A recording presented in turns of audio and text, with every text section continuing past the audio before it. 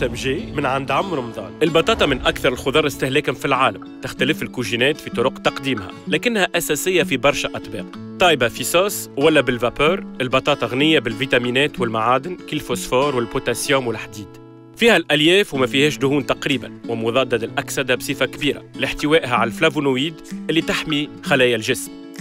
البطاطا فيها نشا اللي عنده تأثير إيجابي على الشحوم الموجودة في الدم.